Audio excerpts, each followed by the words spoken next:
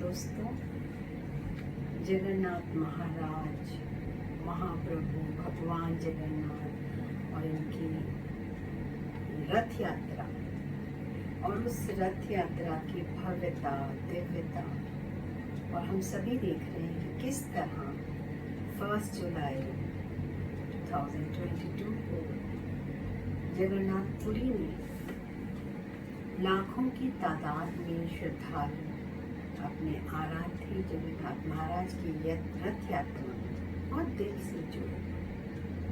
और क्यों ना जुड़े, हमारा भारत देश, उसकी विशेषता यही है कि हर तीज त्योहार विशेष दिन बहुत धूमधाम से दिल से मनाते हैं।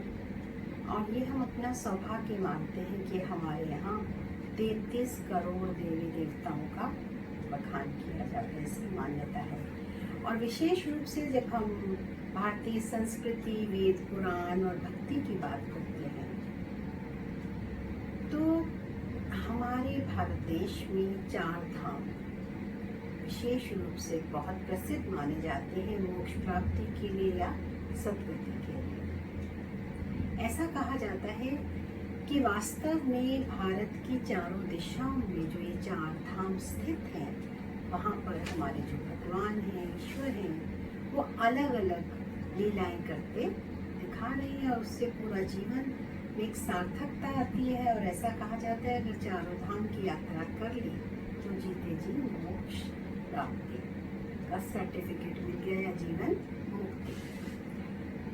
और उसमें भी सभी अलग अलग रूप से, अगर बद्रीनाथ की बात करें तो वहाँ तपस्या मूर्त भगवान साधना में है, साधना में लीन है। द्वारिकाधीश वहाँ पर राज्य कर रहे हैं, समृद्धि है, साम्राज्य है।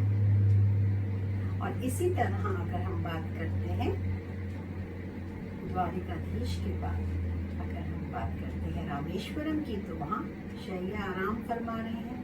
तो ये जो अलग अलग लीला हैं, फिर आते हैं चौथे जिसकी हम बात कर रहे हैं, श्री जगन्नाथपुरी। यहाँ पे भगवान भोग स्वीकार कर रहे हैं, भोजन कर रहे हैं। और भोजन भी कौन सा? 56 भोग, जिसका महत्व, जिसकी महिमा देश विदेश में आंकी जाती है। और कहा जाता है ये एकमात्र ऐसा भंडारा है, ऐसा रसोई गृह है, ऐसा स्थान है जहाँ से कभी कोई भूखा नहीं मरता।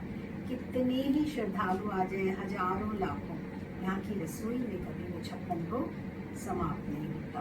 500 से अधिक रसोई है।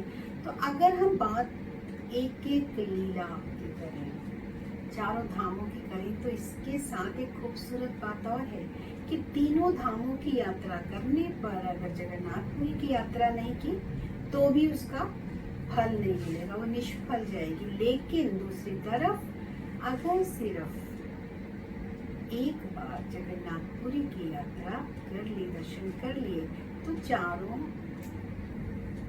जो हमारे तीर्थ स्थान का या धाम है उनका फल मिल जाता है। तो इतनी बड़ी सिद्धि प्राप्ति की बात हो और भीड़ ना हो तो हो नहीं सकता। अब देखा जाए इतना भव्यता प्रदर्शन ना केवल पुरी में, देश के बहुत सारे जगह, अहमदाबाद और दिल्ली और छोटे छोटे स्तर पर यहाँ भी किया जाता है उत्सवों से। और अब तो क्योंकि पूरा संसार इस सिमट कर एक हो गया है, तो फ्लोरिडा क्या जगह जगह इंटरनेट के थ्रू हम देखते हैं कि जगन्नाथ भगवान की पूजा अर्चना और ये विशेष रूप से रथ यात्रा विधिवत सभी करते हैं। और बहुत खूबसूरत है, भगवान से अपनी अपनी रीति सभी जुड़ते हैं। तो हम ये नहीं कह सकते कि इसका कोई महत्व नहीं है। सदियों से ये परंपरा आ रही है और इसको बहुत खूबसूरती से, श्रद्धा से सब करते हैं। और रथ यात्रा की अगर बात करें, जगन्नाथ भगवान की बात करें, तो वो कौन है? सबके प्यारे श्री कृष्ण, विष्णु अवतार श्री कृष्ण। श्री कृष्ण का जो आकर्षण है, उनकी हर अवस्था, उनकी हर उम्र पूजनीय है। चाहे उनका बाल स्वरूप हो, चाहे युवावस्था हो, रासलीला की बात हो, और सारे धर्म शास्त्रों की, धर्म ग्रंथों की शिरोमणि श्रीमद् भगवद गीता और उसमें अर्जुन और श्री कृष्ण का ये जो कर्म योग, सहज राजयोग की जो है, तो ये सब जो बातें हैं श्री कृष्ण को एक विशेष देवता के रूप में हमारे सामने रखती हैं। वो सत्ययुगी प्रिंस हैं जो हर रीति सबके मन को मोह लेते हैं। और जगन्नाथ भगवान जगन्नाथपुरी में किसके साथ स्थापित है? उनके साथ साथ हैं बलराम उनके भाई और महारानी सुभद्रा उनकी बहन। और फिर रथ यात्रा में वो अपनी मौसी के घर जा रहे हैं और वहाँ पे गुंडीचा जो मंदिर है वहाँ पे श्री राधा से भी मिलन होगा, उसको मथुरा का प्रतीक मान के। तो किस तरह से एक एक बात, और यही नहीं कि रथ यात्रा, उससे पहले की तैयारी, स्वदर्शन चक्र की बात करें, उनका जो सुदर्शन चक्र है उसका अलग महत्व है। मंदिर से जुड़ी हुई इतनी कथाएं हैं, वृत्तांत हैं। और यही नहीं, इसके साथ साथ हर चीज इतनी विशेष है। बात हो चाहे वो काठ की मूर्तियों की, उनको बनाने के पीछे की कथा, इतना रहस्य छुपा है, इतना समृद्ध है हमारा पूरा भारतवर्ष। यहाँ के मंदिर न जाने कितनी बार, अब इसकी बात करें तो 17 बार आकर, अगर इस तरह से हम विस्तार में जाएंगे तो पूरा जीवन लग जाएगा स्थूल रीतियों की महत्व को समझने में, गाने में। और वो भी तो लिखा है, सदियों से इन परंपराओं को, इन कथाओं को लेकर हम अपने आप भगवान के बहुत समीप अनुभव करते हैं। उनके संग के रंग में रंगना चाहते हैं, लेकिन ये सब अल्पकाल का बन के रह जाता है। बात हो रथ यात्रा की, किसी भी बात की, प्राप्ति की, वो सुख देता है लेकिन कुछ समय के लिए। मन में कई बार एक प्रश्न आता है कि क्या कारण है कि भगवान को इतना पास मानते हैं, भगवान के बारे में इतना कुछ जानते हैं, उनकी लीलाओं को देख कर हम बहुत खुशी में, उत्साह में आ जाते हैं, लेकिन उसके संग के रंग से हम उसके समान क्यों नहीं बन पाते। उसे कहते हैं तुम मात पिता हम बालक तेरे, और तुम्हारे से ही हमें जो सुख है धनीरे वो मिले हैं। फिर हम एक आदर्श संतान क्यों नहीं बन पाते? इतनी स्मृति, इतना सब कुछ, देवभूमि है, हम देवी देवताओं की भूमि भारत में वास करते हैं, उनकी हर लीलाओं को समझते हैं, कहते हैं, दावा करते हैं ये जन्मभूमि है, यहाँ पर जाने से ये प्राप्ति होगी। लेकिन फिर क्या कारण है कि इतनी स्मृति होने पर भी हम कहीं ना कहीं खालीपन का अनुभव करते हैं, या कहें वो निरंतर एक खुशी में परमात्मा के प्यार को महसूस नहीं कर पाते, क्योंकि हम सही रीति उनसे जोड़ नहीं पाते। भव्यता कितनी भी हो, कितना भी प्रदर्शन हो, वो प्रदर्शन है, आत्मदर्शन की तो कमी रह जाती है। कई बार ये कहते हुए भी ऐसा लगता है कि धर्म के लिए कुछ भी कहने से पहले जो सोचना पड़ता है ना, दिल से कह भी नहीं पाते, एक डर। क्योंकि धर्म की बात आती है तो हम सब बहुत संवेदनशील हो जाते हैं। हिंदू धर्म, कुछ भी एक शब्द भी अगर भावना में कुछ समझाने के लिए निकल गया तो सब आक्रोश से भर जाते हैं। क्योंकि जहाँ हमारे देवी देवताओं की बात हो, उनके मंदिरों की हो, किसी भी तरह के आयोजन की बात हो, तो उनका जो प्रयोजन है, उनकी जो लीलाएं हैं, वो स्थूल रीति में इतना भरपूरता का अनुभव करती है। चाहे वो अल्पकाल का है, उसी से संतुष्ट है, उससे हटकर, उससे बढ़कर हम कुछ देखना ही नहीं चाहते, महसूस करना ही नहीं चाहते। लेकिन दोस्तों, अध्यात्म के मार्ग पर कब चले तो भक्ति से ज्ञान की तरफ मोड़ने का एक सुंदर सौभाग्यपूर्ण अवसर मिला। राजयोग, परमात्मा से जुड़े तो पता चला ये संगम युग चल रहा है। जो पुरुषोत्तम है, कल्याणकारी है, स्वयं साक्षात परमात्मा आकर हमें ये समझा रहे हैं कि बहुत हुआ, अब सही रीति मुझसे जुड़ो और मेरे साथ साथ मेरी श्रीमत प्रमाण चलो। कुछ हटकर नहीं है, किसी एक संस्था से जुड़ने की बात नहीं है। सही रीति हर रीति रिवाज को नित्य नवीनता से करने की बात है। ये तो आप सभी मानेंगे कि आज हम जो प्रगतिशील समृद्धि का दावा करते हैं उसमें कुछ नवीनता लाए। एक छोटा सा एग्जाम्पल कुछ भी ले लीजिए, चाहे एक बल्ब का आविष्कार ले लीजिए, अभी की बात करें कंप्यूटर या माइक्रोवेव का ले लो, तो वो सिर्फ एक बनकर हम उसी की महिमा तो नहीं करते गए कि एक बल्ब बना देखो और हर साल हर बार हम उसी को एक प्रदर्शनी की तरह लगा दें और उत्सव उमंग में रहे। हमने उससे औरों का निर्माण किया, उससे वो लाइट भी कहाँ तक पहुँच गई और आज स्विच दबाना क्या, रिमोट से क्या, उसमें कितनी नवीनता आई और उसमें विस्तार हुआ, उसका प्रसार हुआ, संपूर्ण विश्व को उसका फायदा हुआ। किसी तरह की कुछ भी मानवकृत आविष्कारों को हमने आगे बढ़ाया, सिर्फ एक नहीं। तो परमात्मा की जो ये लीलाएं हैं, जो ये स्थान है, जो कथाएं हैं, जो हमें सिखाती हैं, उनसे हम अपने आप को क्यों नहीं करते? वो प्यार हम सब पे लुटाते क्यों नहीं? वो एकता, वो विस्तार उसमें क्यों नहीं कर पाते? उससे क्यों नहीं सही रीति जुड़कर हम भी उसी तरह अपने संस्कारों का परिष्कार करके अधिकारी बनते हैं? क्यों नहीं हम स्वराज्य करते? क्यों नहीं इंद्रियों पर? बहुत कुछ है। मैं कोई आध्यात्मिक गुरु नहीं हूँ, सिर्फ वीडियो बनाना मेरा कोई ध्येय नहीं है, लेकिन अपनों से जुड़कर ऐसा लगता है कि जो प्रसाद मुझे मिला, जो थोड़ा बहुत मैं समझ पाई, अपने को मोड़ पाई और उससे इतनी संतुष्टता मिल गई, उससे परमात्मा को बहुत समीप अनुभव करने लगी। तो वो महसूस था क्यों ना सबको दी जाए। सिर्फ एक क्षण में नजरिया बदल जाता है। बहुत खूबसूरत है। कहते हैं ना, हर चीज का प्रयोग करो। तो एक बार दृढ़ निश्चय करके इस योग का प्रयोग करिए, आपका जीवन निखर जाएगा। हर बात, हर तीज त्योहार हम ऐसे ही मनाएंगे, दिल से जुड़ेंगे, किसी में कोई हेर फेर बदल नहीं होगा, सिर्फ नजरिया बदलेगा तो नजारे बदल जाएंगे। चाहे बात हो रथ यात्रा की, फिर क्या होगा? मैं इस शरीर को तब समझूंगी कि मैं इसमें रहने वाली एक शक्ति हूँ। तो ये शरीर रूपी जो रथ है, इसमें विराजमान मैं आत्मा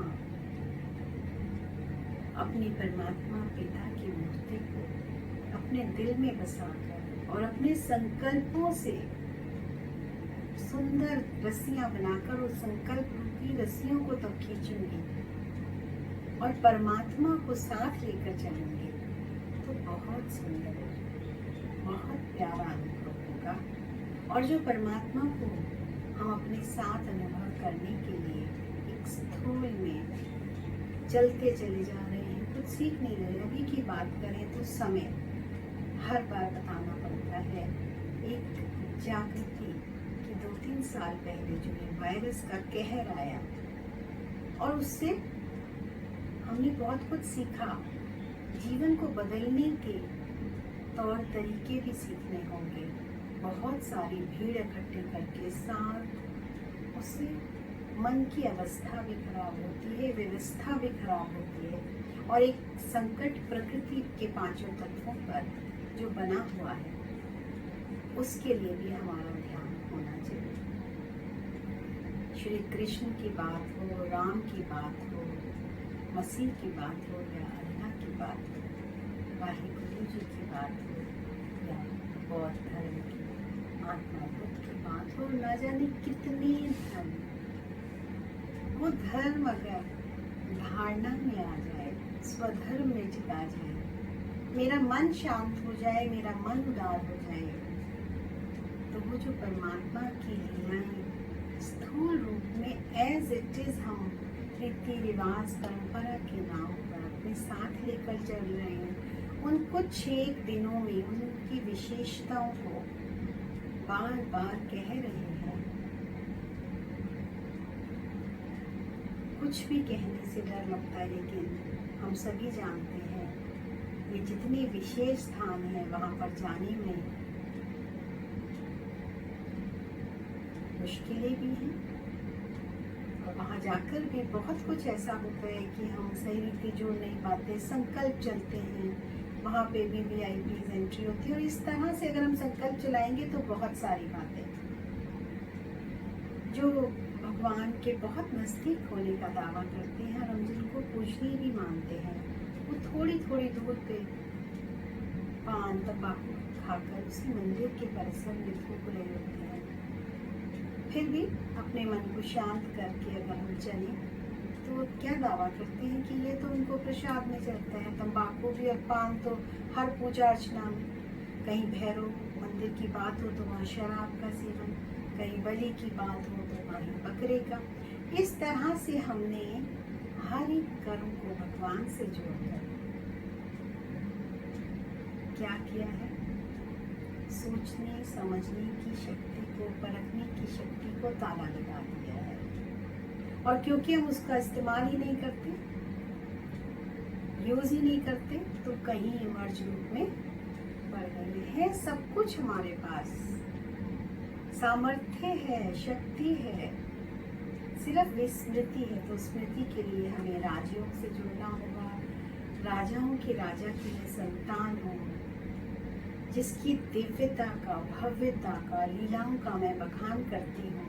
कहीं ना कहीं मैं उसी की कृति हूँ, मुझ में भी वो सामर्थ्य है, मैं भी वैसा बन सकती हूँ। तो बस एक प्रयास ये करना है, व्यक्तिगत रूप में छोटे छोटे परिवर्तन लाना है। दिल से उदार बन के सुनेंगे ना, दिमाग का इस्तेमाल नहीं करेंगे, आगे नहीं करेंगे, तो सही में चाहे छोटा सा आए परिवर्तन की ओर हम जरूर बढ़ेंगे। तो यही विनती है कि अब समय नहीं रहा, अंतरात्मा की आवाज़ को सुनो, खुद से जुड़ो। प्रकृति ने, समय ने और आजकल की जो परिस्थितियाँ हैं वो सामने स्पष्ट हैं, लेकिन अगर हम कबूतर की तरह आंखें बंद करके बैठ जाएंगे कि बिल्ली मुझे नहीं देख रही, तो बहुत बड़ा धोखा हो जाएगा। अभी भी समय है, अभी नहीं तो कभी नहीं। परमात्मा से जुड़िए, सही रीति मुड़िए, कुछ परिवर्तन कीजिए दिल से, छोटे छोटे खूबसूरत परिवर्तन। अपनी सोच को, कुछ भी सोचने से पहले 1 सेकंड लगाइए, क्या मेरा ये कर्म, ये मेरी सोच मुझे संतुष्टता और सच्ची खुशी दे पाएगी, या मेरा ये सोच, कर्म, संकल्प सभी के लिए हितकारी है, कल्याणकारी है।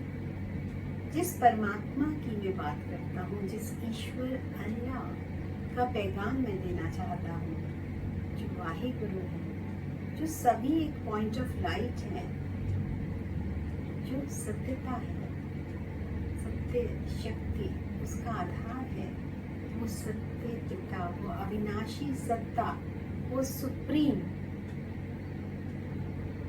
कब खुश होगी, कब मैं उसे सही रीति अपने कर्मों द्वारा प्रत्यक्ष कर पाऊंगा। तो बस संकल्पों पे काम करना है, उससे जोड़ना है। बहुत कुछ है हमारे पास, जैसे हम बात करते हैं ना मंदिर मस्जिदों में कि उसमें बहुत खजाने हैं और इतने रहस्य छुपे हुए हैं, इतने चमत्कार होते हैं। ये हम खुद अपने आप में अपने अंदर समेटे हुए हैं। सिर्फ 1 सेकंड, एक निर्णय, एक निश्चय आपको अपने से मिलाएगा।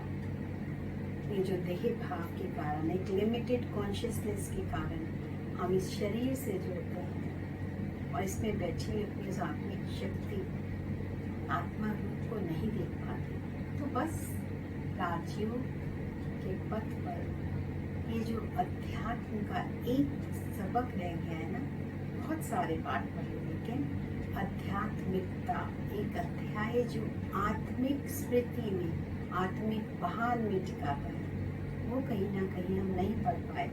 उसके लिए कदम बढ़ाएं तो ये जीवन, ये जीवन की यात्रा और हर एक रथ यात्रा अपनी सार्थकता सिद्ध करेगी। वो जगत का नाथ श्री जगन्नाथ महाराज, वो परमात्मा का साथ बहुत करीब से दिखाई देगा। इन्हीं शब्दों के साथ सभी को बहुत बहुत बधाई।